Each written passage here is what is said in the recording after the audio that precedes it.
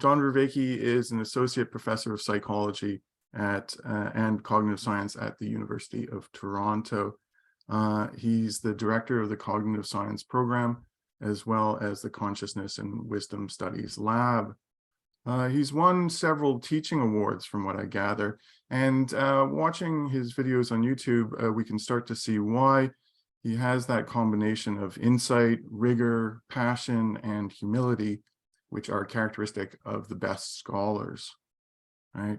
He's published on relevance realization, general intelligence, mindfulness, and wisdom, right? And has long practiced Buddhist and Taoist techniques of meditation and movement. He's in recent years, he has been prominent on YouTube, speaking with people like Jordan Peterson, Jonathan Pajot, Ian McGilchrist, Lex Friedman, in a popular series of video, which are stirring up interesting conversations, and we are happy to join in those conversations here today. So welcome, John. Thank you, David. It's a great pleasure to be here. I have to apologize to some of you. I'm not in my usual home studio because I'm not at home. I'm just coming back from a conference in California. So I'm in San Francisco hotel room right now. So, but hopefully the sound and visual are good enough. They look good from here, right? I have to say, maybe just to start us out here, I've been engaging with your material, especially the Awakening from the Meaning Crisis material, which is kind of monumental. There's a lot of material there. It's not trivial in terms of the level. And hopefully I've mastered it enough to have a good conversation. But I think my mastery is imperfect, which I think you would probably agree is maybe not fatal, right? So I'm going to try to enter into this in the spirit of serious play. These are vital ideas, powerful ideas that maybe, well, no one can ever have a complete and secure grasp on. Okay. If I can start with the big picture, the question of myth and meaning, right? Carl Jung talked about how in the modern era we have no myth and how we are looking for a myth. Right? Just yesterday in the classroom at Vanier College, I was speaking to my young students about the Mohawk creation story, and I told them it was a myth. And I said, a myth is not just, we shouldn't understand that as a false idea, but rather as a meaningful story that people have internalized into their lives, right? That sort of orient them to explain what the world is and what their place is in the world. And I'm thinking that maybe what you're doing is similar to what Jung was doing, looking for a new myth, a myth that is compatible with science. Is that a fair characterization? And if so, what kind of myth might that be? I think it's a fair characterization. I often use the term mythos, the Greek term, instead of myth, because the battle to get people to hear the word myth to mean anything other than a broadly accepted social falsity or something like that, I can't make it work. So I've just decided to use the Greek term and avoid that battle. So for me, what's lacking is a worldview that properly homes people in the scientific worldview, while also homing ecologies and practices that transform their cognition, their consciousness, their character, and how they participate in community. Of course, one of the things that myth did was exactly that. Mythos helped properly home people into a worldview so that that worldview was not just a set of theoretical claims, but something that vitally afforded and guided how they would undertake various ecologies of practice that were needed to overcome self-deception, enhance meaning in life, deal with perennial problems that threaten that meaningful connection, etc. And while the scientific worldview is powerful in giving us just an unparalleled access to the physical world and to manipulate it through technology, it does not afford that mythos. Now, the thing that there's sort of a couple problems around that. One is the scientific worldview, for the reasons I've just articulated, is not optional. People claim to opt out. Well, I've been on Zoom calls where people will say, I reject the scientific worldview. And I'm trying to say, how do you think the Zoom call's working? Yeah. Right? And the electrical grid, and so forth. So I just reject performative contradiction. So the scientific worldview is not optional, yet it's not viable in the sense of providing the mythos. The problem we have also is the language we've inherited from the Axial Revolution, talking about mythos, tends to be a two-world mythology. It can either be structured in layers of reality, like the Greek. There's the everyday world, which is less real, the world of suffering and self-deception. And there's an upper world where we're free from self-deception, we have wisdom, we're free from the suffering of violence, etc. Or you can have it in time, which was made more prevalent in the Hebrew tradition, where you have the current world and the real world, the better world is in the future, the promised land, the utopia. The first, the layered universe, had largely been really flattened by the Enlightenment. And so that language of two worlds doesn't sit well with the kind of language of the Enlightenment. And then the 20th century pretty much killed the idea of utopia. We've drenched the world in genocidal tidal waves of blood as we've pursued utopias. So all of the language by which we talk about that project of homing, all the mythos, has been rendered under deep and profound suspicion, both the vertical and the horizontal, which means, and of course, postmodernism is an aspect of this, which means our attempt to craft a language that will do this while still fitting into the scientific worldview is very problematic for us. I was just going to say, you're laying out the problem very clearly, and it's quite a problem, right? If modern experience is something like alienation, feeling that we are not at home in the world, right? That we're kind of, confronting an existence which is sort of foreign to us. It's true that, much as we would want to, we can't go back in a sort of a nostalgic or reactionary way. Most of us at least can't just suspend our disbelief and kind of, go back to old modes of faith, right? But this problem that we're addressing is not a trivial one, to be at home here in the universe, while also in a way integrating the power and the knowledge that's been given to us by science, right?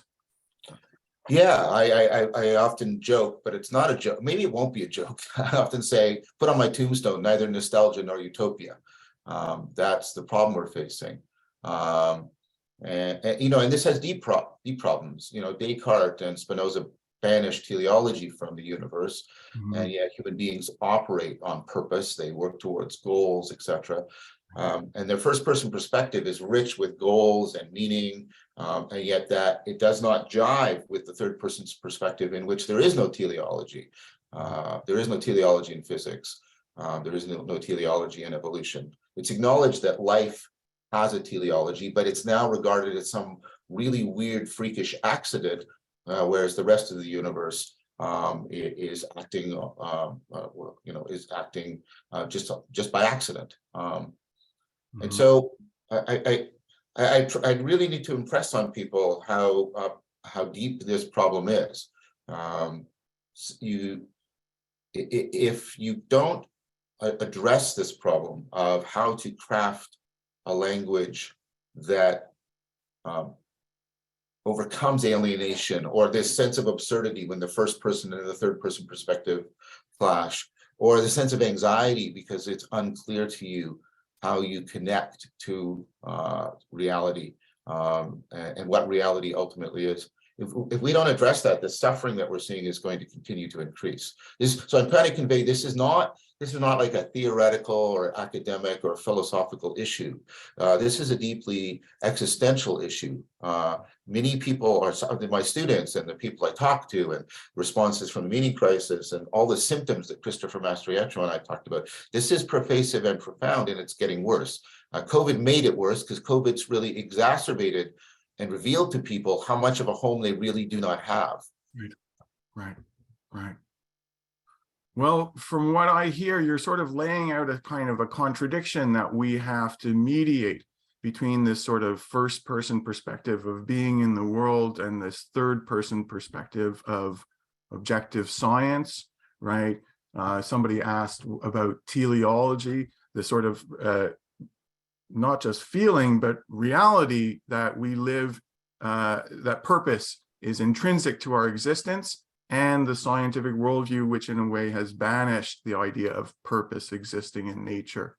Well, if we have to mediate these contradictions, maybe it's lucky that we're at the Montreal Jung Society, right? Because that would be, let's say, a central theme in Jungian thought, sort of standing in the contradiction of opposites.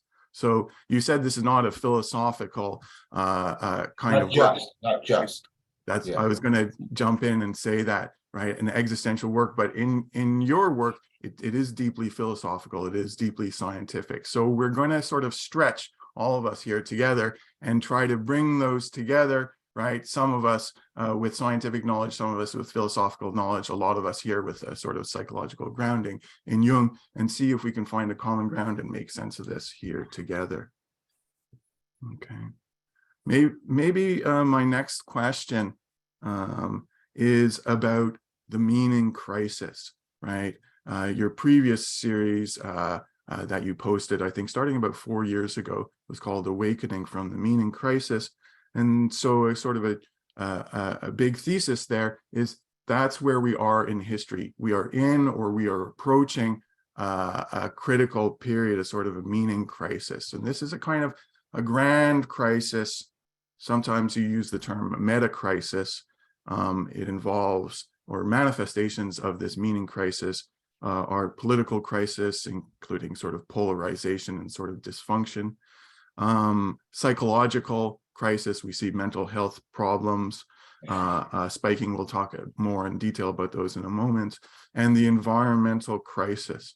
And this resonates with me, and I don't think I'm the only one. In fact, I would say the apocalypse is sort of in the air, right? Not necessarily in the sense the end is nigh, but a sense that we are approaching a sort of a turning point that the center cannot hold, right? We see this in some Jungians, in Jung himself, in Ion, he's talking about this kind of idea. Edinger in his, I think it's called Archetype of the Apocalypse, and other cultural commentators, I think I read Kingsnorth in Unheard, talking about this this kind of intimations of apocalypse, right? But then there are other people who would say, come on, guys, people have always said this. There's always been wide-eyed seers who have talked about the end times or the, some sort of crisis, and they've said poo-poo, right? We have our crises, but these are everyday crises. There's always been crises. Maybe even people like Steven Pinker might say, these are the best of times, turn that frown around. What's to worry about? So let me put that question to you. Are we approaching some sort of critical period? And in the sort of the broadest sense, how should we sort of understand this meaning crisis? So let me add one more dimension to it. So we used to have an integrated system where, we had church and monastery and university, so knowledge and wisdom, and then the homing narrative. The church was your home, but the monasteries where wisdom is cultivated, universities where knowledge. And an aspect of the meaning crisis is what you might call a wisdom famine. What I mean by that is wisdom is not optional. So the best cog sci and cog psych is showing how really pervasively prone human beings are to self-deception. And so this has been an extended period where even the rational nature of human beings has been called into question because of their proclivity for self-deception. So we need very sophisticated sets of practices that are living and interwoven. That's why I call it ecologies of practices for dealing with self-deception, because your cognition is extremely complex, extremely dynamic, extremely self-organizing. Most of it's happening unconsciously, etc. And so dealing with the way the self-deception can undermine your agency, harm those who you love, and sever that connectedness to yourself and other people in the world that is central to meaning. Wisdom isn't optional, yet when I ask my students, I can say, where do you go for information? They'll tell me the internet. Where do you go for knowledge? And they'll say, well, science and history, but they're sort of a little bit jaded. And then I'll say, where do you go for wisdom? And there's a deafening silence, right? And so these attempts to try and find a mythos is not happening in sort of an epistemic innocent place. It's also happening within a wisdom famine in which we have increasing patterns of self-deception, both individually and collectively. And so what makes this probably different is the depth of that wisdom famine and the way it's exacerbated by the stuff we're using right now. Social media, hyper-technology, increasing prevalence of AI, rapid mass communication, decentralization of those communication networks. And this is happening at an ever accelerating rate. So one of the symptoms of the meaning crisis, for example, is called the virtual exodus. People who openly state that they prefer to live in the virtual world rather than the real world, because the real world is broken. They don't understand its rules. They don't understand how to self-transcend. They don't understand what the narrative is, what goals are they working towards. But when they're in the virtual world, all of that is clear and readily available, and they can get into the flow state and they feel connected. And so we are at a different time, precisely because we are facing this hyper-technology in a way that is largely making things worse rather than making them better. And I turn Pinker around. Pinker, I think Pinker's right in one sense about his book. By all of the Enlightenment measures, we're succeeding. And that means that the Enlightenment thesis that succeeding at those measures would increase happiness, well-being, make people more broadly rational, wise, virtuous, has not been forthcoming, which means the Enlightenment analysis of those phenomena is probably seriously misframed. Right. So that's how I would respond. Right. I'm in sympathy with that. I was kind of anticipating, and I was thinking the Enlightenment framework is incomplete, right? You know, I suppose philosophically that shouldn't be any surprise to us. This idea that any rationalistic framework would be complete is kind of questioned, you know, in sort of 20th century philosophy. And I want to respond and say it's not only that.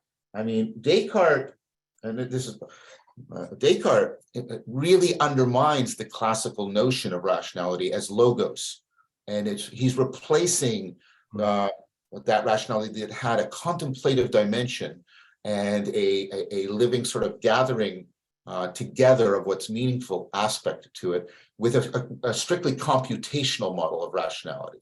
Descartes, in fact, Vervaeke argues this well in The Tragedy of Reason. Descartes' actually an enemy of the ancient concept of reason as logos that shows up most in dialogos, that it's something between us that has a life of its own, and it's messy, and you can't completely formalize it because it's dealing with the domains of human significance.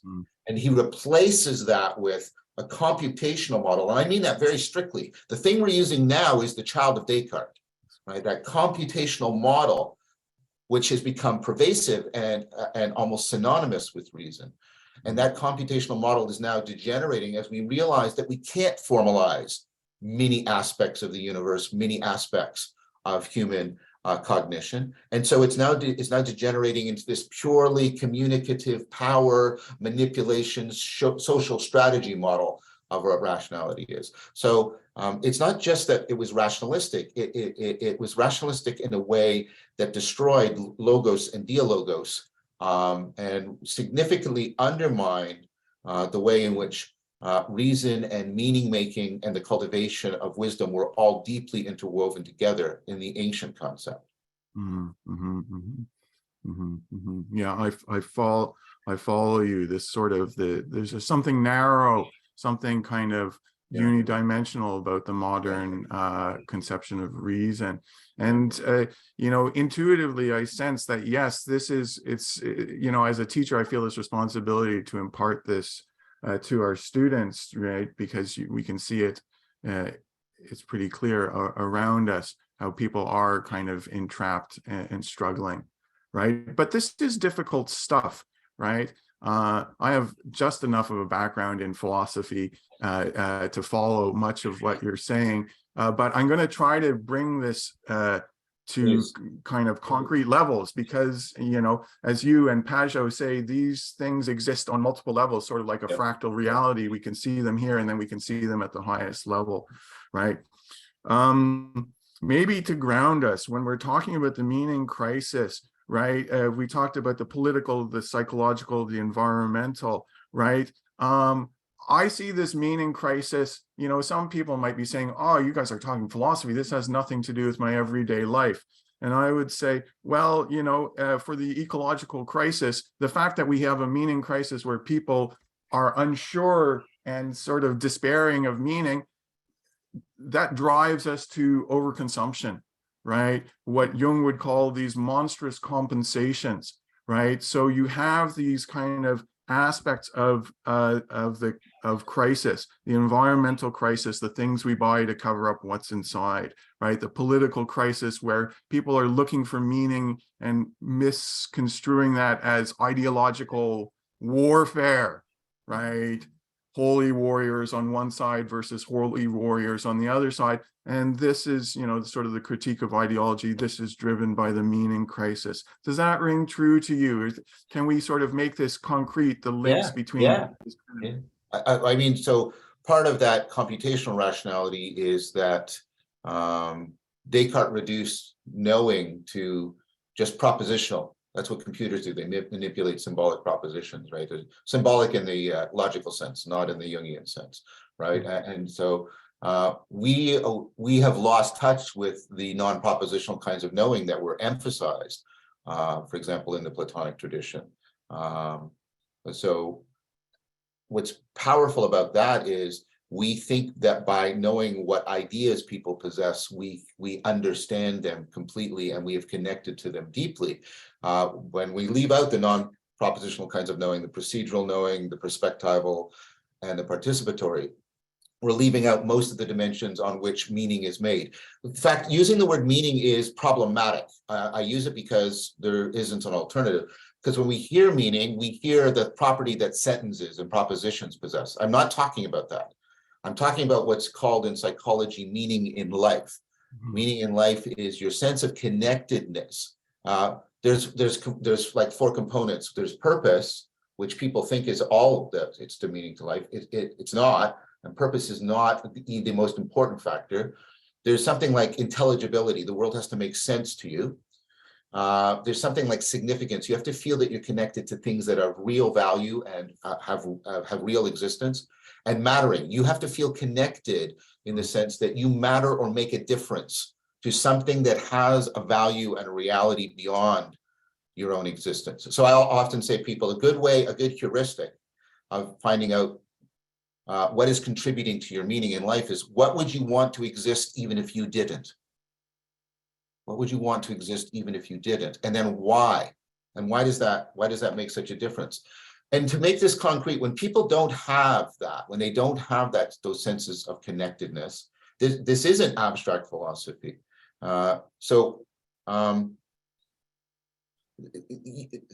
that that lack is showing up in, right?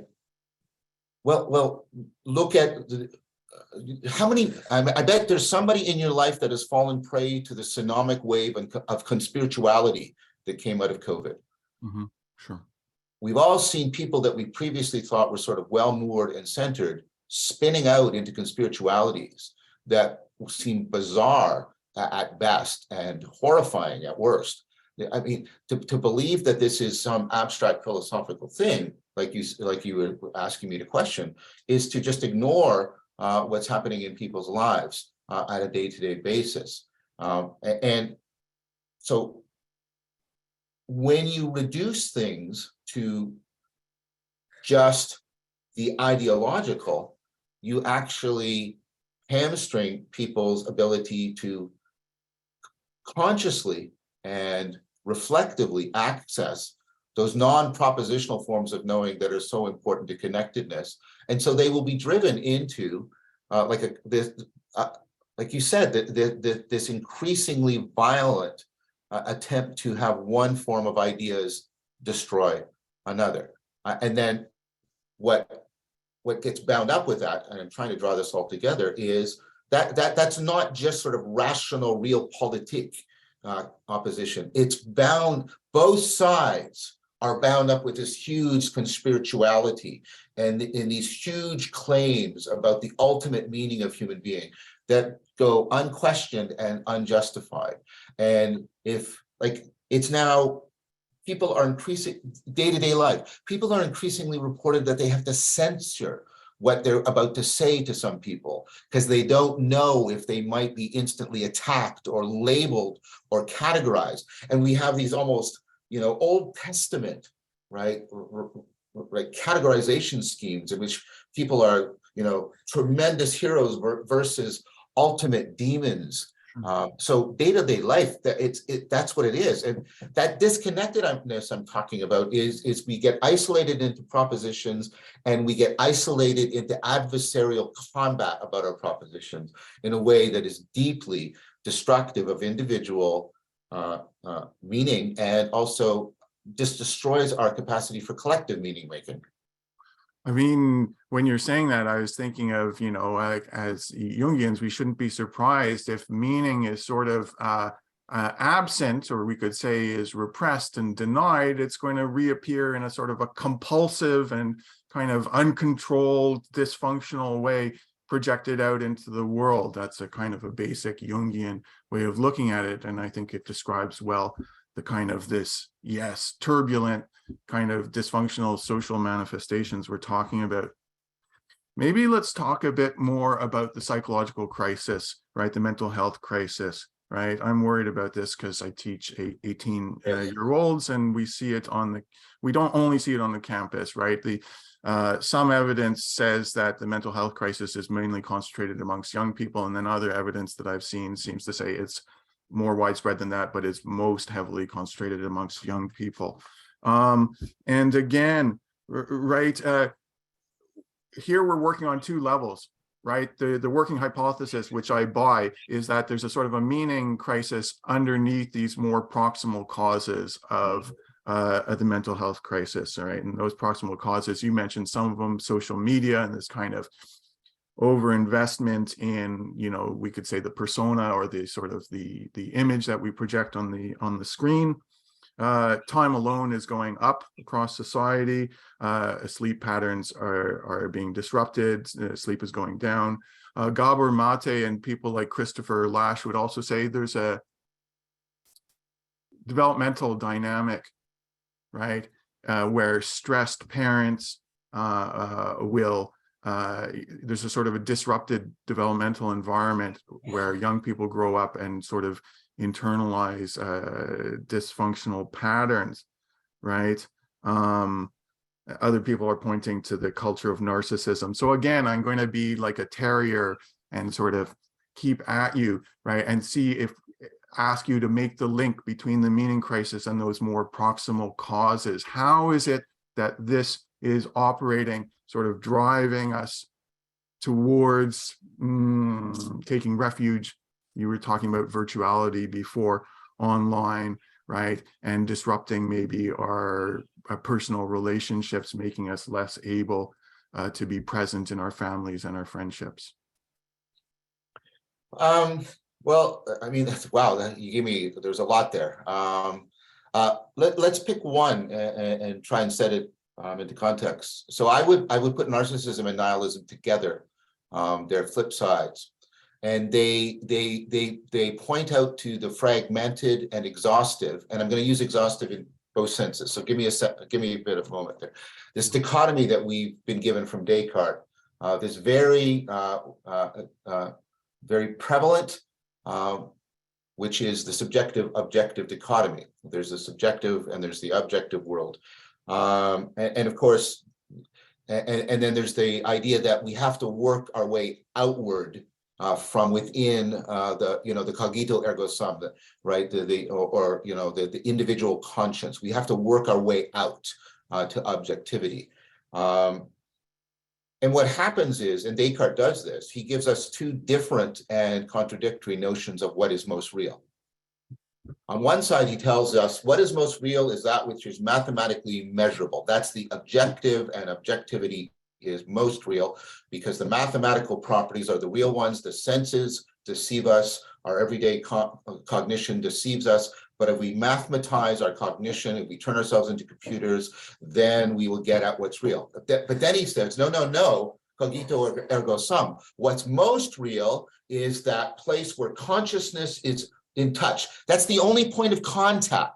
That's the only point of connection left in the Cartesian framework. That moment where the mind is touching itself, pure subjectivity. And he tells us, but that's what's most real. And then what you see is the society careening between the subjective sense, which finds its fulfillment, I would argue, its negative fulfillment in narcissism, and the objective sense, the positivistic sense, which finds its fulfillment in nihilism.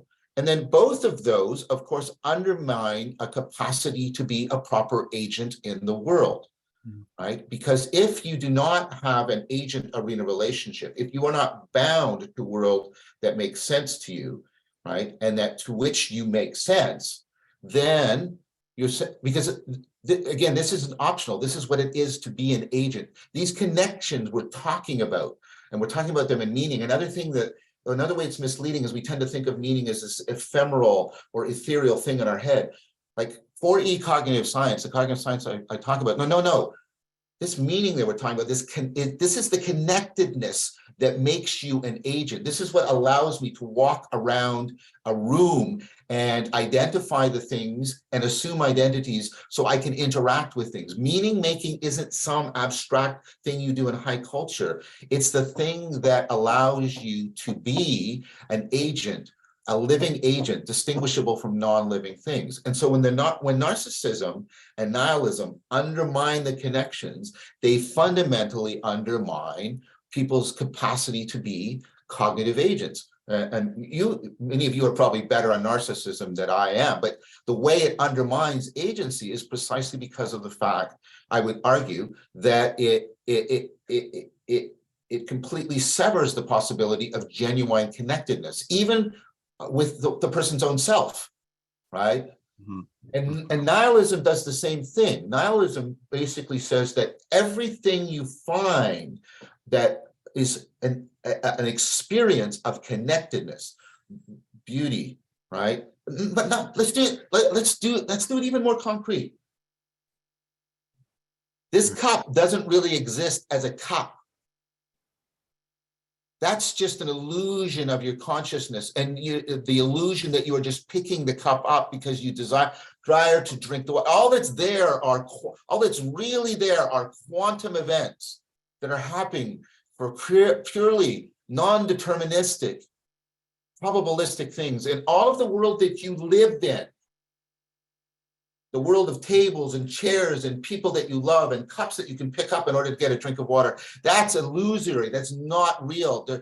You're living in nothing. Look at how prevalent the notion is now that we live, and hear the computer in this, that we live in a simulation. This is the attempt to make the external world, the virtual world, that undermines people's agency, and people, and this is the thing, like, just as much as we're bumping more into narcissists, you're bumping more into nihilists, people who really believe everything I just said, and they fall prey to all the kinds of external contradictions that mirror the internal contradictions of the narcissist. The scientist has to say bizarre things like, well, I'm doing my science with microscopes and telescopes. I'm not real. The microscopes aren't real. The telescopes aren't real. The stuff I'm writing isn't real. The conferences I go to aren't. So everything that I'm doing to establish my science isn't real. And it's like, what? How can something that's totally illusory give you any access to reality? And you get this weird Ouroboros thing. You get this view that ultimately is destroying itself because it is undermining the place from which knowledge is being generated, the knowledge about the quantum realm or the relativistic realm. And so this is how it's showing up. These are how these things are showing up, and how they go back to this fundamental cleavage that Descartes made. Yes. And our culture thinks that this is it. What I meant by exhaustive is, in the logical sense, is the culture says those are the two categories of real. That's it. There's nothing else. Those are all the categories, but they're exhausted in another sense. And this has been, the center of philosophical reflection for about 4th century. That dichotomy doesn't work. Sure. That dichotomy it fundamentally fails. It can't give. It leads to a kind of ultimate skepticism, solipsism. And so what has been happening, and this is kind of good news, is there have been these consistent, huge movements to try and break out of that subjectivity-objectivity divide. And I belong to some of those movements as a way of undermining both the drift towards narcissism, the drift towards nihilism, and how each one of those is self-destructive of cognitive agency. Right. A lot of what you said resonates, I think, probably not only with me, but with many people who are listening here. This Jungian idea of a sort of a split that needs to be healed, right? This kind of bouncing back and forth between narcissism and nihilism. I think Edward Edinger, in his Ego and Archetype, talks about narcissism and despair as sort of, alternating. They need each other. They constitute each other. They need each other. They're in a silent partnership. Yeah, they're sort of complements, but right. I suppose that the tricky thing that we're trying to do is integrate them. Here's a difficulty that I have with your work, and I'm entirely in sympathy with it. Right, sure. But in your work, you are both, and this applies to Jung as well. You are faithful to science, you are practicing science, you insist we cannot nostalgically kid ourselves and go back to a pre-scientific way of thinking. Yes. Right? But I think that what you are doing and what Jung did as well, and the two of you are sort of tricky and slippery in similar ways, is you're heavily revising what science means. Yes. Right? Science insists on a sort of a Spock-like rationality, and you say, no, that's not actually how science works, and that's not how the mind works. And I think you cite Descartes' error, which is on my reading list, right? How emotion, like reason doesn't work without emotion, right? The idea of the view from nowhere, science and reality is always embodied, motivated, participatory, right? I forget exactly how else you're revising science, right? But at the same time, you're engaging with the scientific and technological project, which I don't think has digested the inadequacy and the dysfunctionality of its fundamental assumptions. So I see you as faithfully trying to carry on the scientific project while availing yourself of the fruits of science and technology that are not revised in that, in terms of that wisdom, we could say. I think that's excellent. I hope I'm not tricky, but I do. I think that's excellent. I think there is. So, for example, I do practice science. I practice cognitive science, and one of the things cognitive science, especially what's called third generation cognitive science, argues is there's an ontological hole within science itself. Science generates a scientific worldview that claims to explain everything. We can sort of probabilize that to what degree we want, but let's just for the sake of argument, here's science, here's a worldview that will explain everything, but except this, that scientific worldview as it's currently constructed is incapable of explaining science, how science is generated, and why it has the authority it does. There's this hole that, right, science and human beings, so much as they are science pursuers, don't fit into the scientific worldview. That's what I mean by an ontological hole. The very science, the practice, and the look, science requires a commitment to the goodness of truth in terms of the meaningfulness of my experience. And all of those things they're presupposed by the scientific worldview, but they have no ontological place or explanation. What cognitive science is trying to do is, if you wanted to sort of had to pin it down, is to give a scientific explanation of our capacity to generate scientific explanations. And it turns out, as you try to do that, you have to move off the propositional and into the procedural, the perspectival, and the participatory. You have to ground semantic meaning in life. This is what 4E cognitive science is basically arguing. So as we try to address the whole that is in science as it currently is, yes, we are arguing for a way of reformulating that science precisely because it is enmeshed within a performative contradiction. There's a hole at the core of science, and that hole doesn't stay within the scientific worldview. As I've already said, it disseminates through the society, it percolates into people's psyche in disastrous ways. So you can't address the hole within science unless you practice it, unless you understand it deeply. And so this is why you have to understand, how does problem solving work? How does intelligence work? How does explanation work? How should we properly conceive of the rationality that is presupposed by science? So what we're doing, and I say we because there's an entire generation of cognitive scientists. Will we challenge the fundamental ontology? That's already going on. Right. The subjective objective divide is being seriously challenged. I talk about transjectivity, for example. And by the way, the subjective objective divide is just the last gasping version of the two worlds mythology, right?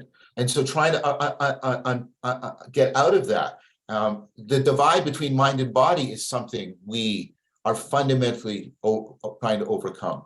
So this project is leading to even at the level of fundamental ontology. So let me try to give you one example of something that's being introduced into the ontology, right? Which is these two notions of bottom-up emergence and top-down emanation, right? And so we used to have a Newtonian model of causation, which is here's an event and it causes an event.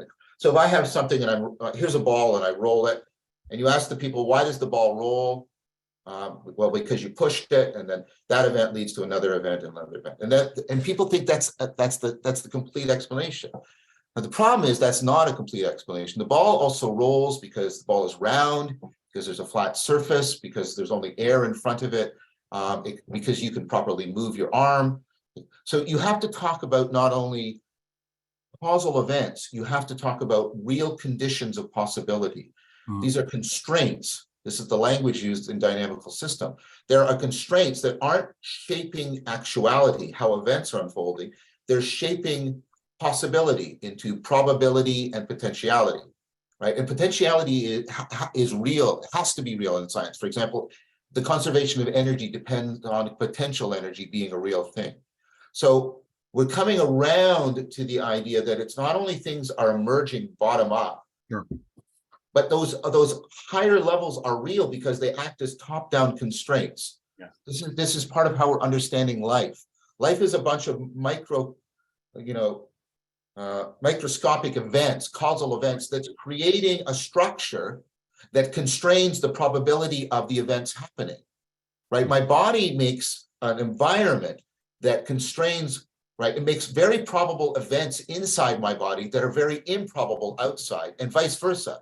Things that are very probable outside become very probable inside. When the probability of the probability of events inside and outside is the same, you're dead. That's what death is, right? And so what we're getting is we're getting a bottom up, top down ontology that is radically different from the flatland ontology that we still sort of find pervasive, that we inherited from Newton. So we're trying to alter science, but in a way within science by addressing that whole, and that does require us altering its fundamental ontology. And I tried to give you one example of how we're doing that. Yeah. Let me see if I'm catching you, and I'll try to restate, right, in slightly different terms. You're talking about bottom up and top down, right? And Jungians probably are familiar with this. It's referred to in ion. I think he's borrowing, if from what I understand from you, from Neoplatonic sort of ideas, not just sort of these particles interacting, and that's what the reality is. It's this bottom up, these little details which manifest at a higher level, but there's also a top-down element. Exactly. In Plato, that might have been the forms, and Kant, that might have been the categories, and Jung, it's the archetypes. And these two are not distinct, they sort of interpenetrate. I think the modern world is sort of like your narcissism and despair. We alternate, because it's not possible to navigate the world seeing it as just a bunch of particles interacting.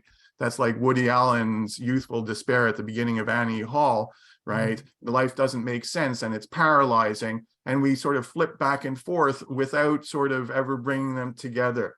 So this is the sort of tough challenge that we have of healing the split, right? Of kind of making sense of modernity without sort of, wishful thinking and just kind of trying to recapture a naivety that we had before.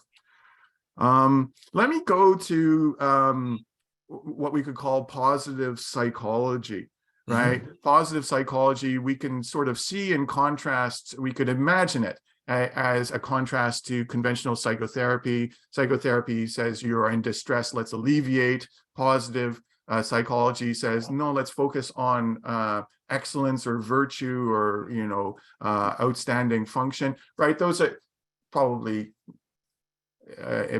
two sides of the same coin rather than really two distinct subjects, right? And let me just quickly run through the sort of the Jungian kind of model of psychological practice as I understand it. Maybe first, it's a sort of an introspective method, know thyself, right? It starts saying, stop running, sort of turn and face yourself, right? Look at your shadow, those dark sides of yourself, which you've rejected and you don't really like looking at. Look at them. Maybe they are ugly. Probably there's darkness there, right? Certainly, but maybe not as monstrous as they felt when you were running away from them and refusing to look at them. Don't demonize yourself. And then once you this is the encounter with the shadow, right? As you do that, you start to be a bit more centered and stop projecting out into the world, stop being so reactive, unconsciously and compulsive, right? And Jung then says there's deeper levels, the encounter with the anima or the animus, which maybe I understand intellectually, but it's a bit tough to get a grasp of, but something to do with grappling with our nature, our biological nature, and sort of not just my own individual self, but kind of the relationship between male and female, or between polarities in the world, something like a yin and yang kind of awareness, understanding. All this speaks to me. But some of my friends might say, David, you're drunk on the Kool-Aid. This is all fun, and it's like a fascinating sort of account for someone who's a bit intellectual and nerdy like you are, David, right? But is this all just, clouds of reason, as Blake would say? I think you have some engagement with Jungian practice. You collaborate with some Jungians amongst other things. Maybe give us your take on this sort of classic Jungian process. And now Jordan Peterson is going to spectrally be present in this room because Jordan and I have been having this conversation for a long time. Yes, I mean, I actually went through Jungian therapy and did a whole host of the workshops. Plato was my first philosopher, Jung was my first psychologist, so I have finger puppets on my fridge of Plato and Jung because of that. That doesn't mean that I don't have deep criticisms of both. Yeah, I think more than many, I have tried to understand Jung from the inside, you know, amicably and not just adequately. And so I hope that means that whatever ignorance I have about the Jungian framework, I hope you'll take it that I'm at least coming in good faith as my attempt to address it, because I have gone through, like I said, I went through therapy. It was very helpful for me. I didn't just do it epistemically, I did it existentially, right? I tend to do a lot of participant observation. I don't just do abstract theorizing. Because I do believe in what I just said, the non-propositional is really, really central. And if you try and think you've grasped something just by grasping the propositions, you frequently have missed it. So I try to practice what I preach. So that being said, I think there are resources that would help to buttress, first of all, the Jungian framework, but then I would point out to what I see, how it needs to be supplemented. So people tend to think, and this is part of the Cartesian, and you have the positivists and the romantics, they tend to think of symbolism in a very, I don't know, I want to say fluffy fashion. It's within special experiences in special places. And Vervaeke says, no, that's actually not right. Pay attention to somebody actually just trying to have an everyday I did this a few minutes ago. Why am I doing that? And why was that so natural and transparent to you? You are picking up my state of mind because I'm actually enacting a metaphor, is a gesture, right? And most of your speech is implicit enactment of metaphor. I hope you see what I'm saying, but maybe you don't get it. I'll try and bring it to a clearer point so that you can understand it. But maybe it's pretty hard for you to understand. Do you see? Metaphor and gesture are not ornamental to your cognition, they're constitutive of your cognition. If I, that's why you gesture when you're alone, by the way, or you're talking on the phone, when the person can't possibly see your gestures. If I put you into a situation where I give you a cognitive task and I make you squeeze a pole so you can't even subliminally do gestures, your performance will degrade. If I say to you, I want you to speak, but you're not allowed to use anything metaphorical, by the way the word metaphor is a metaphor, right? You will be hamstrung. That's a metaphor, by the way. The symbolic is not ornamental, and it's not just found in the deep recesses of your subjectivity, right? Or just project, like it's not. It is constitutive of all of your cognition in a powerful way. And I think one way you could make, sorry, this sounds like I'm giving advice, but I'm trying to respond to the question. I think one way in which you could make the Jungian framework more accessible and acceptable to people is if you, before you dive into the arcane topics of archetypes and anima, you get people aware of how utterly and comprehensively their lives are symbolic in nature to begin with, in the everyday. Look at what I'm doing with and notice the pacing of what I'm saying, the way I'm doing this, the way I'm rolling my hand. So one thing I would recommend to Jungians is connect with a lot of the 4E cog side, and you can see, right, you can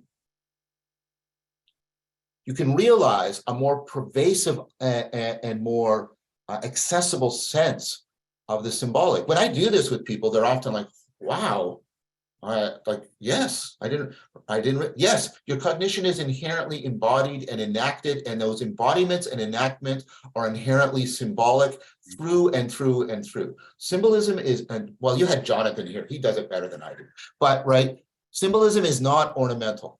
Right, right. That's the first thing. Now, the second thing is, for me, and this you'll probably want to push back on, but I'm answering your question, and I'm happy to get into dialogue. I think the Jungian notion of the unconscious, right, which is psychodynamic, is missing a whole other aspect of your unconscious that is really, really powerful in how you do all the things we're talking about, making meaning, connectedness. So, for example, how many of you have conscious access to the processes by which the noises coming out of my face hole are turning into ideas in your mind? That's a real question. That's Chomsky's question. You have this massively powerful unconscious processes that are not properly described psychodynamically. These are cognitive processes. These are processes of cognition. How many of you know how you access things from memory? What happens in memory? Right.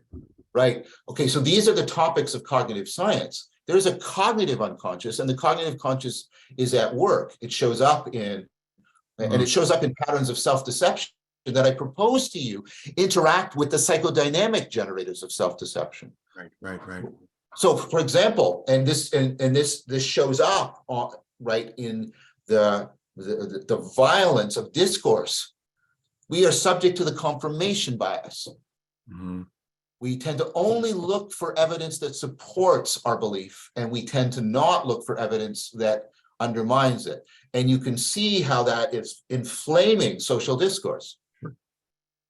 Right? So the cognitive unconscious, right? I want to be really clear about this. And remember, I went through therapy. I'm not denying the psychodynamic unconscious, but I'm saying that the cognitive unconscious is real, it's powerful, and it generates massively compelling aspects of self-deception that I propose to you, and I think it could make a good case for, interact with the psychodynamic generators of self-deception and suffering. Okay, that's lovely, especially if there's anyone here in the audience who maybe are younger than I am and are scholars. We've got lots of opportunity for very fruitful research, right? Tying together this more cognitive scientific approach with the Jungian approach. Probably also, I'm sure you've said this kind of thing, there's lots of room for tying together Jungian practice with sort of participatory democratic attempts to recover meaning. You've talked about Stoicism, a sort of a resurgence of interest in Stoicism, mindfulness, yoga, meditation. Neoplatonism, and I'm part of this wave. Neoplatonism is going through a huge resurgence. Yes. Right. And you see it all around, right? Classes on Tai Chi and things like that popping up. And these are all connected, right? So I think maybe a couple of things that we can say, right? If you're a young scholar, there's enormously fertile ground here in a bunch of areas, right? The other thing I would just say intuitively, I tell my students, we have different personalities and we have different approaches. So there's no one path which is going to be the all-encompassing path for everybody. Different people are going to come in at different angles. I personally find the Jungian approach very helpful because it helps me kind of read culture, read politics, read history, read literature, and in a way, I think you say this about Neoplatonism, that it's a kind of a ground for integration, a language for integration of disparate topics. And I see Jung as doing that in a way, this kind of archetypal vocabulary. Once you kind of catch it, it helps you kind of speak to different areas and bring them in conversation with each other. Yeah, and I think those two discourses are not independent of each other. I think you can make a case that Jung is influenced by the Neoplatonic framework in significant ways, and some of the terms, of course, are even drawn from the Neoplatonic corpus archetype, for example. Can you define that? I remember in your series, but it's not on the tip of my tongue, this Neoplatonic use of that term. What does archetype mean in its original form? Is that what it means? Original form? Well, arche means more than original. The problem when we hear original, we think of like the first cause of a chain. Original, arche doesn't mean, it can mean that, but it can also mean the ontological things from which everything. So origin doesn't just mean in the past. It also means what's current, origin of what's currently emerging and emanating. So it's arche in that sense. It's not just arche in the past, and it's typos. It's a pattern, but typos also goes into our words like type. So it's a much more comprehensive category. It's not just an individual pattern, it's a pattern of patterning. So the notion was used in Neoplatonism, for example, to talk about the Neoplatonic one, or perhaps the nous as, right, this thing that was the archetypos. It was the form of the forms, the patterning of the patterns, the law governing the laws, that sort of thing. And interestingly, and I mean, this does parallel what Jung says about that you don't directly know the archetype, but only the images. It was understood that the archetypos in these situations was not itself intelligible, directly intelligible, precisely because it was a ground of intelligibility. It was that by which everything was understood. And also it was that by which the intelligibility of everything was generated. And so there was nothing, there was no frame you could get around it. And so cognition falls into ineffability. And this is why the Neoplatonic corpus is also mystical. So there's a mystical meaning as well as a cognitive meaning to archetypos. Right. I'm glad that you mentioned this sort of mysticism. You've already been talking about connection. We're talking about healing the split, right? This reminds me of this word religio, which I think has a contested etymology, but at least one of the suggestions is it means to reconnect, to rebind together. To bind things together. Right.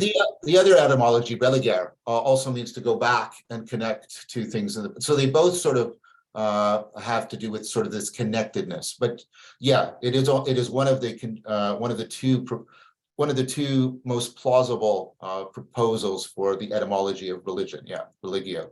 Right. And just let me riff on a bit on things that you've just been saying, right?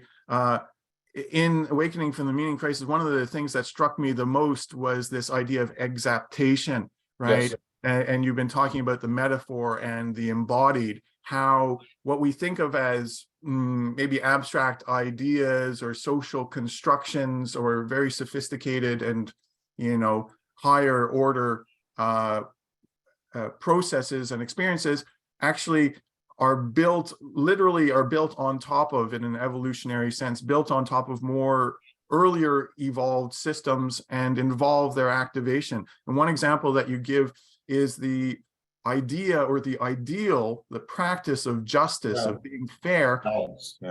Yeah, and you see me doing this, right? Involving balance. Is that literally true that our kind of cognitive systems of balance are involved when we try to be fair or when we invoke fairness? And a sort of follow-up question, is there any possibility, right? Like sometimes people asked Jung, can we have a definitive list of archetypes? And he would resist this. So maybe I'll ask the same thing and you might resist it. Is it possible to have a kind of a catalog of those earlier systems and kind of, in a way, start a program of reducing higher order cultural, emotional phenomena to these kind of biological building blocks, these biological subsystems? Okay, two questions. First, acceptation is undeniable. We're exemplifying it right now. I'm using my tongue to speak to you. And many of you know, many organisms have tongues and they're incapable of speech. Tongues did not evolve initially for speech. They evolved to detect poison, to move food around in the mouth. And so you have a very flexible, highly sensitive muscle that just for evolutionary pathways is also found within the breathing passageway. So it's almost already designed for speech.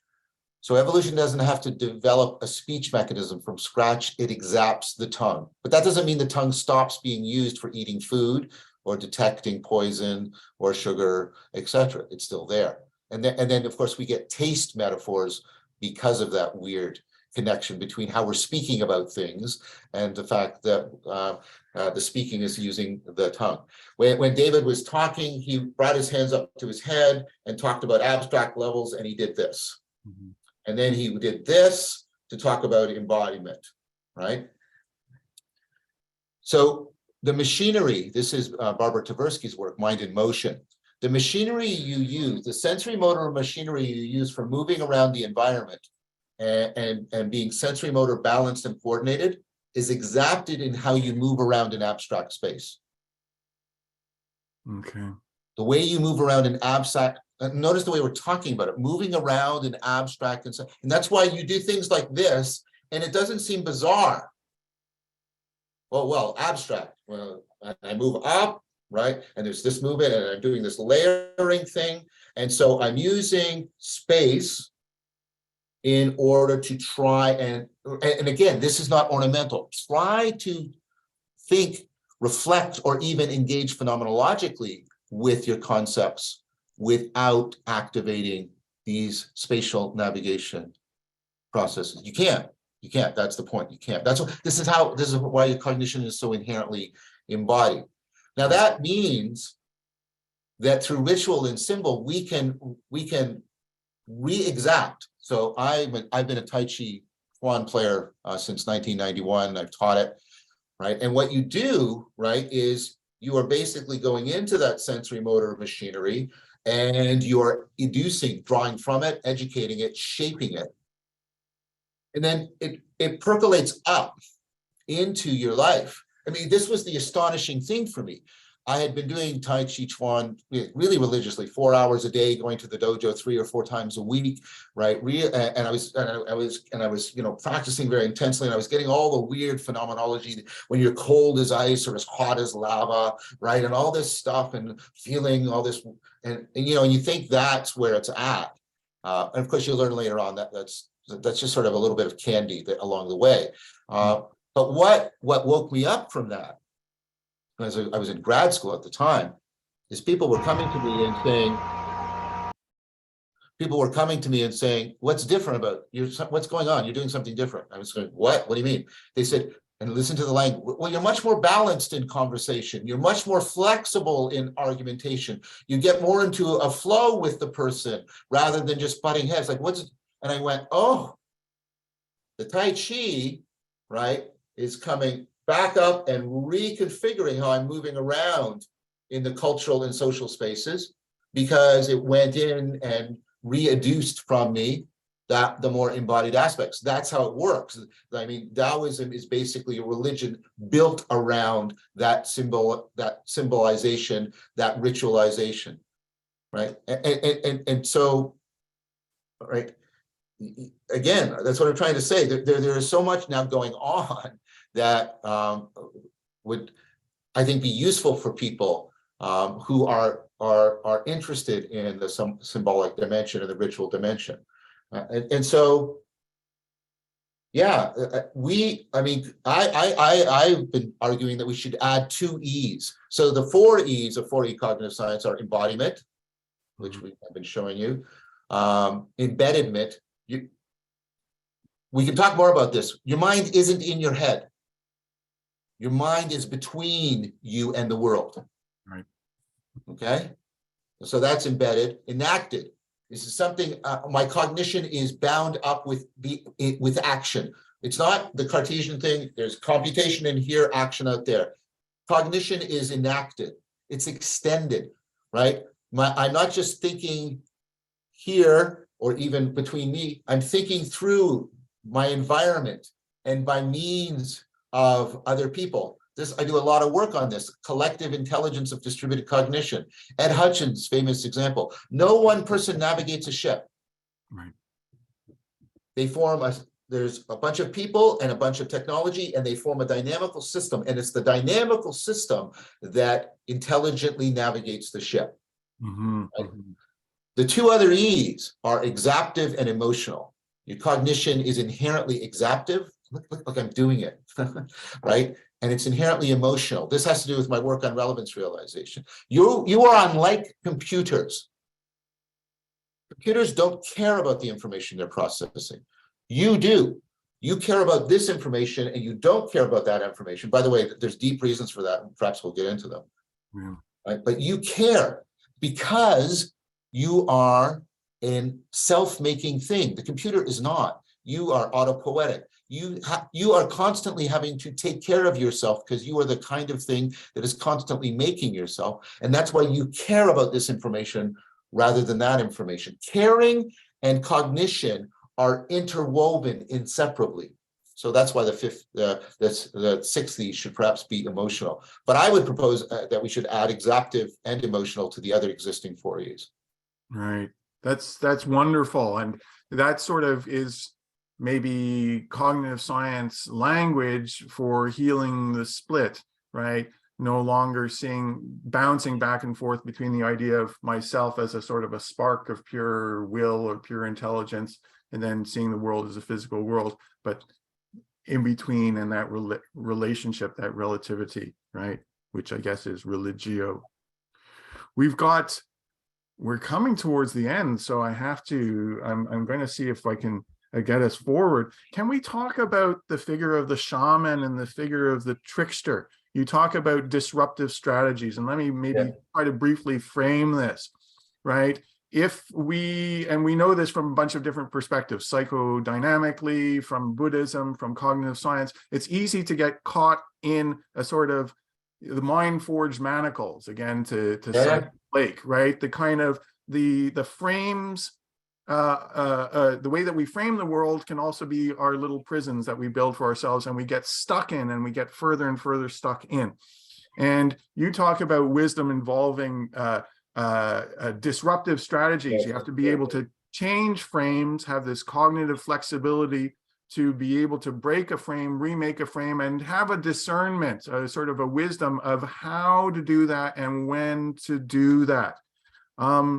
So as usual, I'm throwing a lot at you, but these disruptive strategies, and maybe link this to the sort of the shamanic tradition, right? We have Socrates, who has a sort of shamanic aspects, and so does Jung with his sort of visionary, creativity and his sort of charismatic trickiness. So the shaman and the trickster, the play, let's say the serious play, how does that relate to disruptive strategies and the wisdom of transframing? Oh, okay. So I'm gonna, and this is to be provocative, I'm gonna show you how the trickster figure is showing up in the heart of the most cutting edge artificial intelligence. Okay, so as we make our machines more and more capable of picking up on complex patterns, because that's what you need to do if you want to make them more intelligent. I'll just take it that makes intuitive sense to people, right? You run into a problem. It's called overfitting to the data. So I'll show you what I mean here. Let's take a sample right now. Hold up your hand if you think Jung is a really important thinker. Hold up your hand. Everybody put up their hand. So therefore, all human beings believe that Jung is an important thinker. Now, you know that's ridiculous because you know, as they say, this sample is not properly representative of, right, of the rest of the world. So there are patterns in the sample that do not generalize to the population. And this is, of course, why we invented statistics. That's the core thing, okay? Now, as you make machines more and more powerful at picking up on complex patterns, they more and more pick up on patterns that are only in the sample and do not generalize to the population. This is called overfitting to the data. Does that sort of make sense to people? Like the machines are like, so what you do, what you have to do is you do these disruptive strategies. You may, in your neural network, you may turn off half of the nodes, or you may throw all kinds of noise in the information sense into the network. Because what it does is it breaks it apart from overfitting to the data, so that it will explore more possibilities that have a greater chance of generalizing to the world. Does that make sense? There is a current theory, for example, that one of the primary functions of dreaming is to prevent an overfitted brain. Right. There's current evidence that that's what psychedelics do. They throw in noise into the system and they prevent overfitting, and the brain then explores possibilities of intelligibility that it would not otherwise explore. Right? These are disruptive strategies. They're integral to your cognition.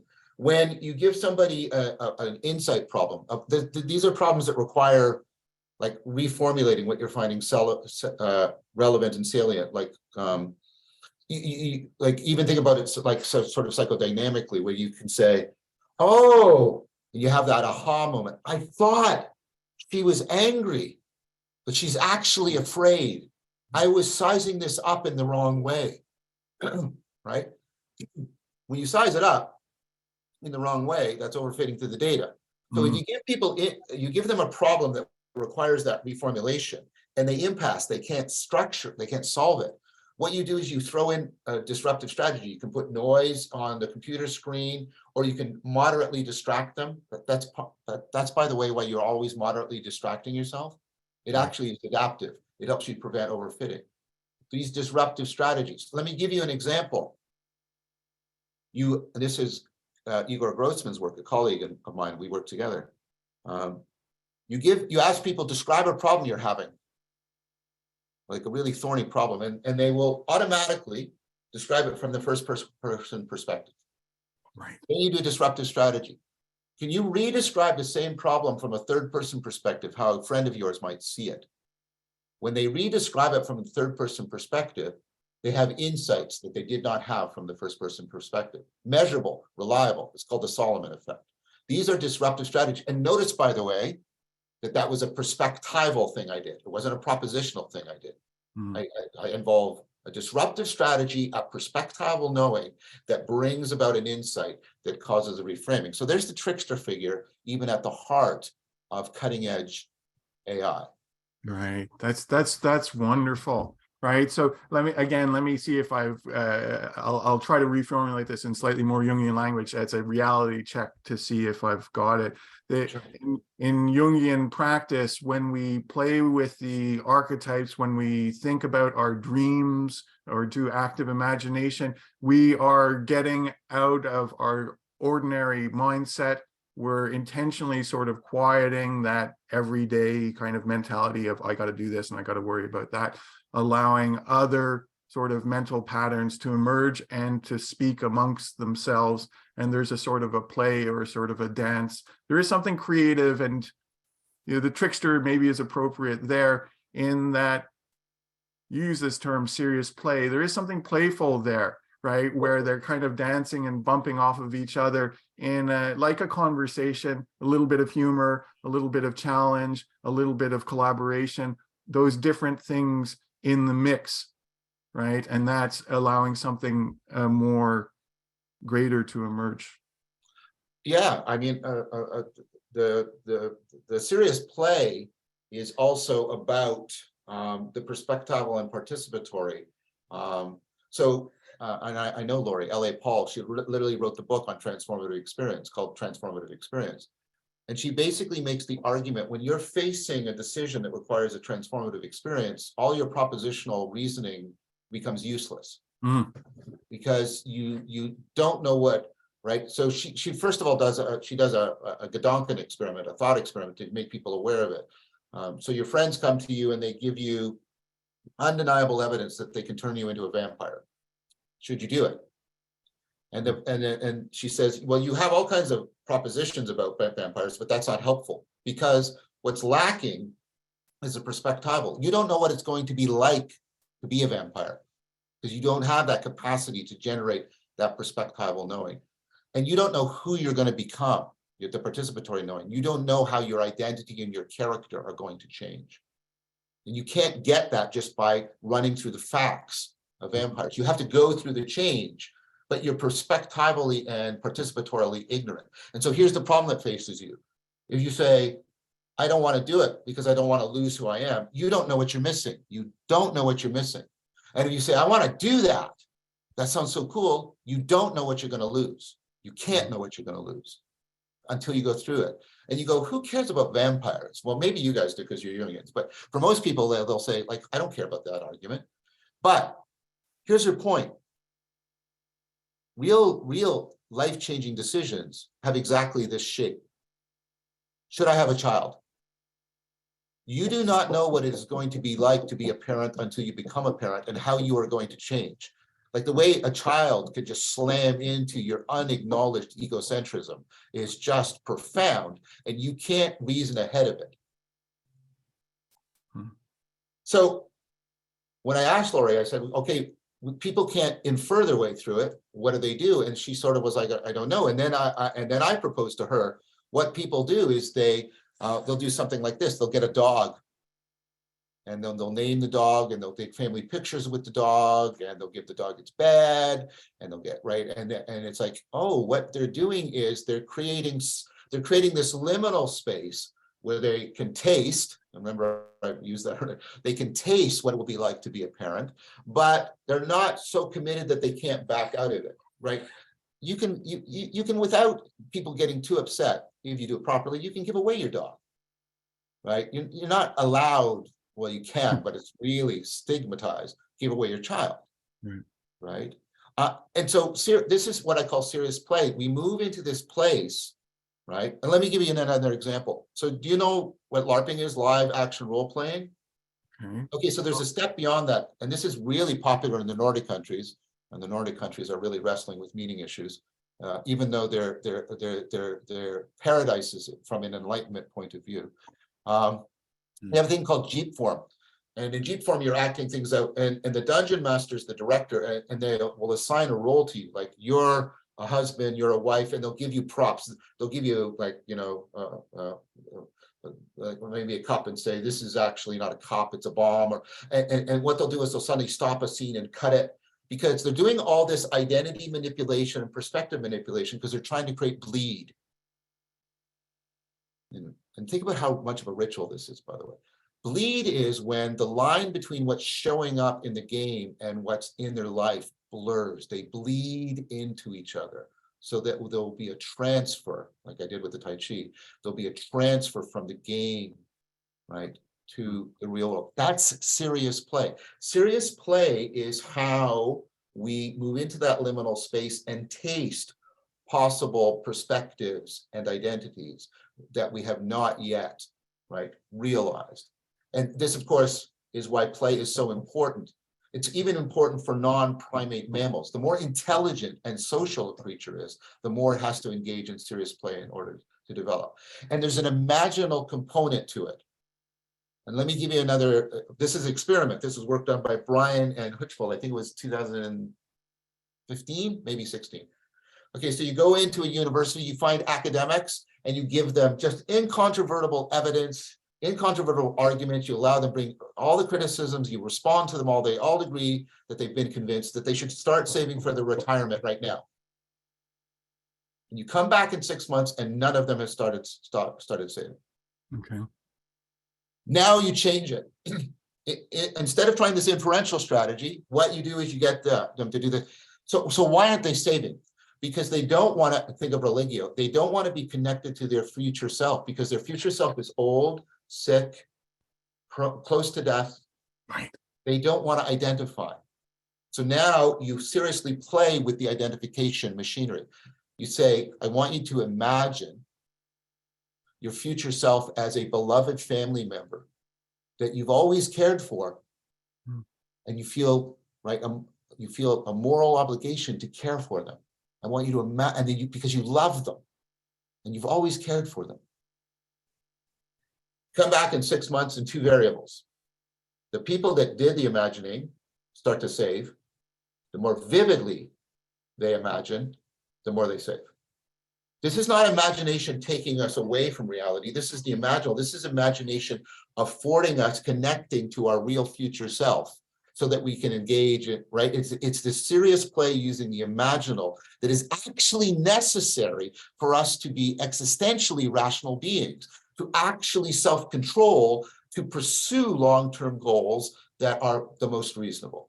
But we can't do that just by inferential machinery. We need the serious play. We need the serious play with perspectival and participatory knowing. We need to engage the imaginal properly. And I can give you a lot of other examples. I'm just trying to give some quick pointers. Right. Well, I think, right, I think you're in a very powerful way. You're conveying this wisdom. I'll say that in a very real way, we have to get beyond a sort of a narrow and linear way of thinking. I do see some positive. I see some of my colleagues at Vervaeke College who are teaching courses on play, and that seems to be coming in. And I know of movements or groups, authentic relating, that are, Yes, you know, taking this idea of play and synthesizing it with maybe psychological insights. So those are all promising. I'm keeping my eye on the time, and I want to make sure I see there's at least one participant with their hand raised, and I'm going to invite everyone, if you have a question, please put it in the chat. That's the process that we're going to have. I wish we had more time. I wanted to talk about science and technology. You already raised that issue, the sort of the double-edged sword, where technology in a way is exacerbating all of our self-destructive patterns of reciprocal narrowing, I think is a phrase that you use, how we sort of get stuck in narrower and self-destructive mindsets, right? And how those are exploited actually by, you know, the business of technology in a systematic way. They've sort of reverse engineered our most negative patterns for their profit, but also how technology has, you know, that idea of the global village. It does, there's something real about distributed cognition and the sort of the creativity that comes from broadening the conversation, right? I don't know. I'll just throw that out there. Maybe somebody else will follow up, or you can follow up freely. I'll just finish up here because I'm mindful of the time. The thing that I most take from you is what I could call the sort of the via negativa. You're talking about a religion which is not a religion, that is some sort of new myth or mythos which gives our life, which renews the meaning or reconnects us with the real meaning, which is there, but we're sort of ignoring or kind of alienated from, right? And you don't offer any sort of propositional dogmatic statement about the sacred. You're very careful about that. And I think you come across that honestly. You're not just being strategic, but that's entirely genuine. But there's a sort of a negative truth that a world without any spiritual dimension is untenable on sort of all sorts of levels.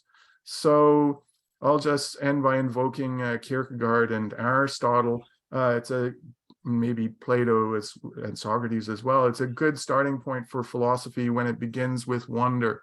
And I think that we will learn one way or another, might be bumpy, to reconnect with that wisdom. That does originate with Socrates. Wisdom begins in wonder. Yeah. Well, I think you're helping us remember that. Okay. So that's it for me. I want to thank Professor Vervaeke, John, for your gracious time. And I'm going to hand it over. I think it's Susan Meindl and maybe Catherine, who have been keeping an eye on the chat. I see some questions, and maybe some more questions will pop up soon. And Susan, I'll hand it over to you to pose those questions go ahead.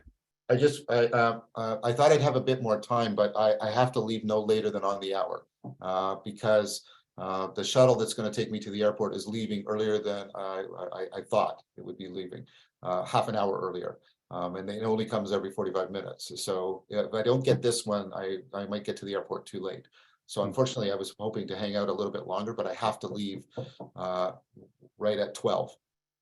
Okay, well, we'll be tight, Susan, and maybe we and other people here will speak again in the future. Bye-bye, it's been a pleasure. Great pleasure, David. Thank you so much for the dialogue and the questions.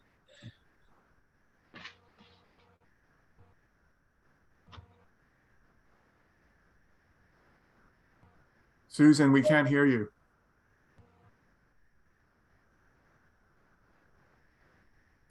Susan, I think I see you trying to read a question, but we can't hear you. Okay. Is John leaving us right now? No. 12. 12. Okay. All right. So let me just pull out, a question from, oh dear, where'd it go?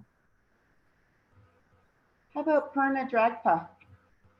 Regarding using 4P ritual and worldview attunement to further interweave 4P, knowing through 6E. Anyway, he'd like to say his question, perhaps. Can you pin him, Catherine? Okay. Purna Dragpa, you had your hand up before? Great, thanks. There you go. Awesome. Thanks so much. Thank you, John. Thank you, everyone. I'll just read the question. Regarding using your 4P model of ritual and worldview attunement to further interweave the 4P knowing with your 6E cognitive science embedded awareness, specifically, what are the meta heuristics that you've located that you think at this point probably must be included to actually create or foster counteractive dynamical systems, these ecologies of being, having, and knowing, that are resilient enough to really handle the amazing qualities of human in our full kind of span or depth of intelligibility? And then the second question here is the trust that would really be required to pull off the ongoing participation in those ecologies of practices which intentionally do break frame, and to stick it out, to have the trust required for that to actually happen. Thank you. So the first one is, so me and myself and other people were doing work around like design principles for ecologies of practice. The first thing is why ecologies of practice? The first is there's no panacea practice because your cognition is so incredibly complex and self-organizing. One-shot interventions. The system is so self-organizing and adaptive that it can just reconfigure itself around this intervention or that intervention or this intervention or that intervention. And so you have to create ecologies of practices that have a lot of the properties of the dynamical systems of your cognition in order to properly conform and intervene in the dynamic fashion needed to transform your cognition. So some of those features are opponent processing. So your cognition is built at multiple levels of opponent processing. I mentioned one earlier. You have two systems in your brain, task focus and default. The default mode network is trying to make you drift away right now and mind wander. Because John is sometimes saying these really abstract things and what about Jung and wouldn't be enemy, and you're off, right? And then there's another one that is, no, come back, stay on task. You need both. And this is part of a huge scientific theory I have. And so I'm going to really try to pigeonhole it in. But there's opponent processing. Opponent processing is when two things work in opposition to each other, but they are bound together causally so that they are mutually self-correcting. Let's go back to the attention example. This, when I mind wander, this introduces variations. When I do this, I kill most of them off. This is selective pressure. But some of them survive, and therefore, how I'm paying attention to things evolves. It's not biological evolution, it's exacted evolution. It's moment by moment cognitive evolution of how you're paying attention to things, how you're framing them. And you have opponent processing goes from the very guts of your biology up to the most abstract cognition, right? And so you have to build in this multi-layered opponent processing in your ecology of practices. So you have, for example, you need mindfulness practices that shut off inference. in order to germinate insight. And you say, well, don't I always want that? No, because when you like it, you call it insight. And when you don't like it, you call it jumping to a conclusion. And so there's practices you need that dampen down, it's called active open-mindedness, the insight machinery, so that you don't jump to conclusions when you're doing something that is properly inferential in nature. So constant opponent processing, right? And then you need, so you need that, and then you need layering, like Tai Chi. You need things that that will work at one layer, very participatory, perspectival, they yet will transfer up and out. And so you can layer, like you can read the poesis, the poetry of the Tao Te Ching at this level, but it layers with doing Tai Chi Chuan and experiencing the practices layer onto each other and help align the four kinds of knowing. So you need opponent processing, multidimensional, recursive opponent processing. You need layering. You need a proper pedagogical program. What's the proper order of operations for people learning these things? Right? And then additionally, any ecology of practices for individuals and groups needs to be in relationship with a dialogical practice. Remember the crew steering the ship? Well, we have to navigate our lives and we have to navigate our culture, right? We also need practices that educe and educate the collective intelligence of distributed cognition and inch it towards collective wisdom. And dialogical practices, they act as the sage for us, that distributed cognition, that collective intelligence acts as the sage for people by which they can curate, create, and modify their ecologies of practices. And this is why you have things like authentic relating. This is why you have all the practices I've been doing around dialectic into dialogos. This is what my new series is about, how we properly reverse engineer this, called After Socrates. That's sort of the design principles. Could somebody please remind me of Pima's second question? Because I wasn't able to hold it while I was saying all of that. Okay, Prana, About what was trust. the second part? Pardon me? About the role of trust. How to trust yes. ourselves to Thank jump. you. So you get trust by reciprocal opening, right? Which is the opposite of addiction, which is reciprocal narrowing. So this is Mark Lewis, my friend and colleague's notion of addiction. Addiction is the world is stressful, so I take the alcohol to reduce the stress, but it impairs my cognition, so my ability to solve problems goes down. So the possibilities in my world shrink, and it becomes, and that's more stressful. And I try to remove the stress, and I more impair and so my cognition, right, is narrowing. The world is narrowing. They're reciprocally narrowing until I can't think any other way that I'm thinking, and the world can't be any other way that it is. And that's the compulsive trap of the addict. And I literally at lunch with Mark, and I said, and I was invoking Plato here, and I said, but Mark, if you can reciprocally narrow, you can reciprocally open. And he went, oh, right, and right. So, and this is how you get two people to fall in love, right? It's called mutually accelerating disclosure. So if I sort of disclose something vulnerable about me and you reciprocate by disclosing so I can see more into you, and then we keep doing this, we will fall into love. It doesn't have to be a romantic love. It can be friendship love, right? Right, that reciprocal opening. When you do these practices, these dialogical practices, they afford profound reciprocal opening. People reliably say, I discovered a form of intimacy I never knew existed, but I've always longed for. And then they go from finding intimacy with each other to intimacy to the collective intelligence. And all these non-religious people start talking religious language. They talk about the spirit or the Geist or the we mind, right? And then they have intimacy with that. And then they can even progress to not only intimacy with each other, not only intimacy with the Geist, but intimacy through those with reality itself. That engenders trust. They learn to fall in love with human beings, qua human beings. They learn to fall in love with sense making, and they learn to fall in love with reality again. That's how you engender trust in people. Fantastic.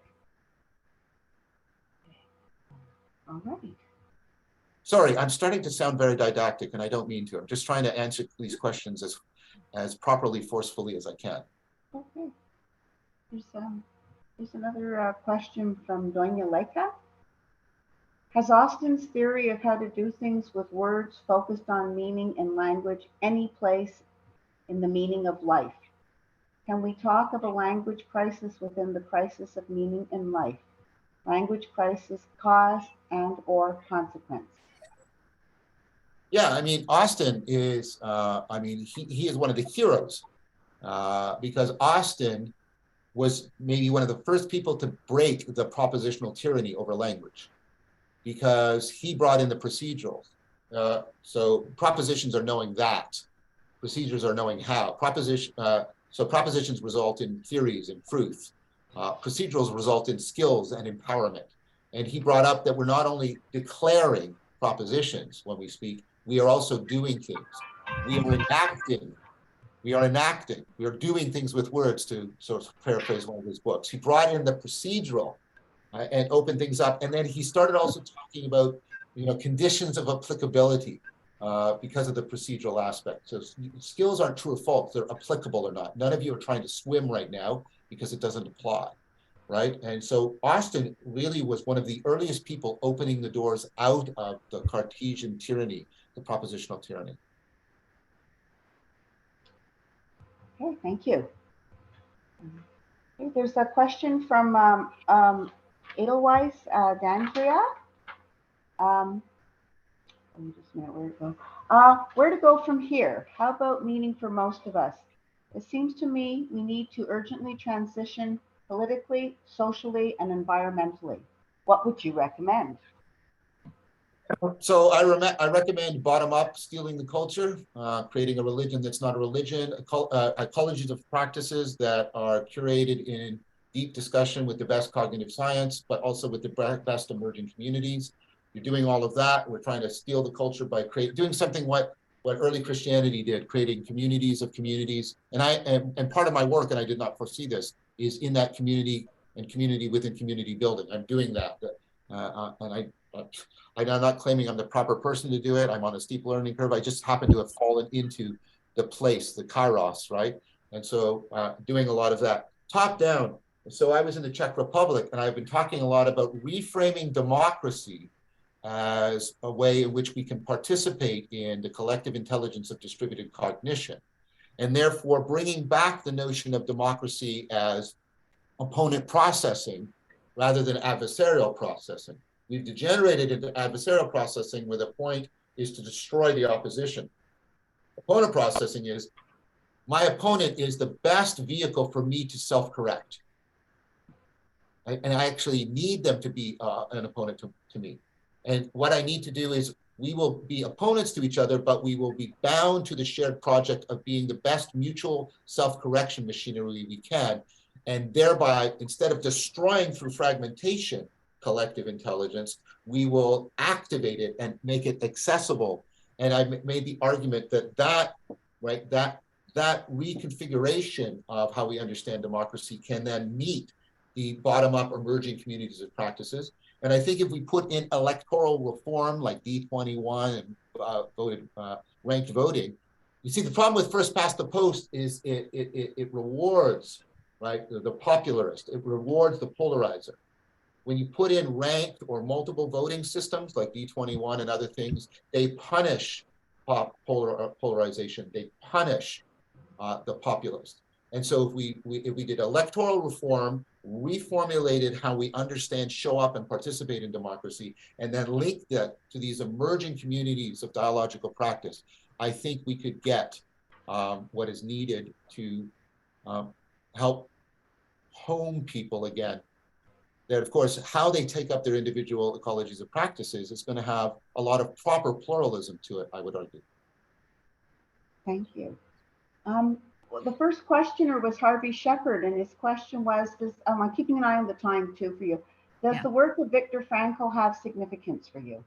Yes, right. And logotherapy and the logos, right? Logos is in there. He's trying to recapture the logos I was talking about earlier, and he's trying to recapture it, right, as something independent from the computational model of reason and the importance of meaning for maintaining that meaning as connectedness to something that is real in a way that preserves you from losing your cognitive agency. Now, of course, the Nazis could remove your cognitive agency by killing you, but he was finding a way, even in the camp, by accessing the logos and even dialogos, such that that connectedness was sufficient to save people from despair. And this is how meaning in life works.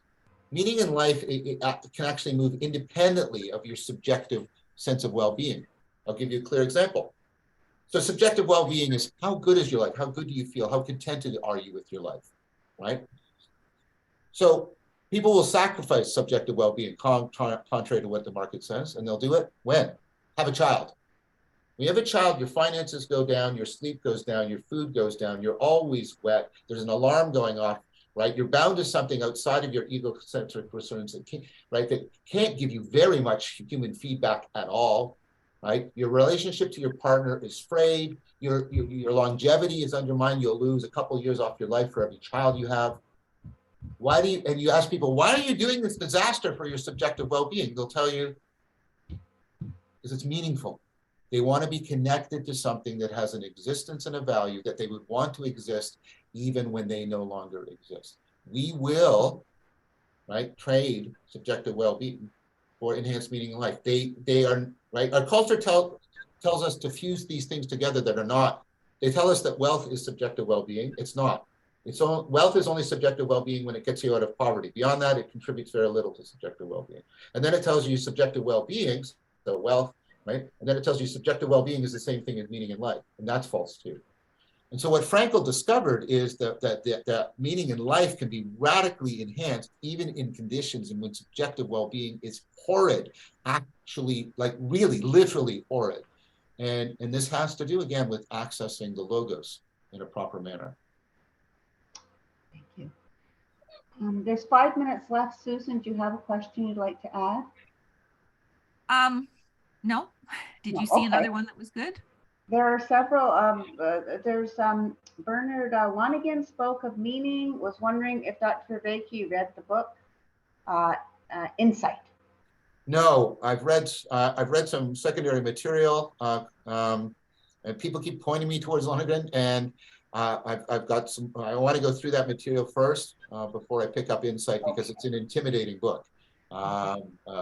So yeah, yeah, very much. What I will say is I will read it. Well, you know, reality willing, I will read it.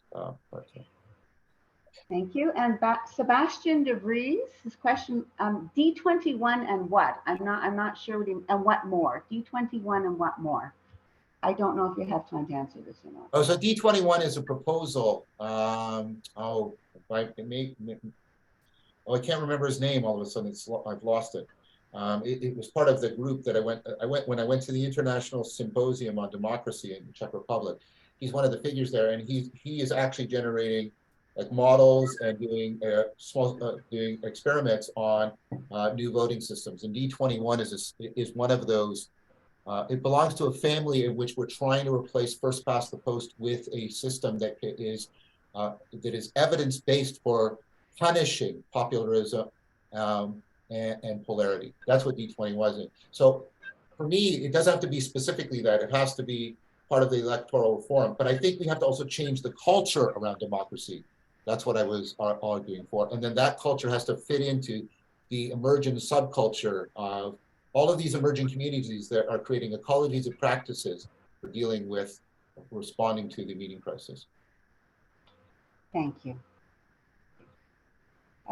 Garrett, just briefly, JB, who is 4E, third wave, is doing explicit work on the ontological whole in science. Where can I go to see this argument? What's happening within cog science? And thanks for everything. Oh, there's lots of people doing 4E. I mean, so there's my work, but other than me, the person who's a friend and colleague, he used to be at U of T, Evan Thompson's work is really, really important. Sean Gallagher's work is really important.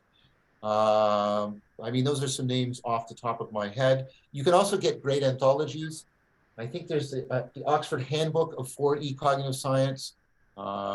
That's good. Rollins has a good introduction. I think it's called the New Science of the Mind or something. But Rollins has got a recent book on 4E Cog Sci. There's lots. There's lots there.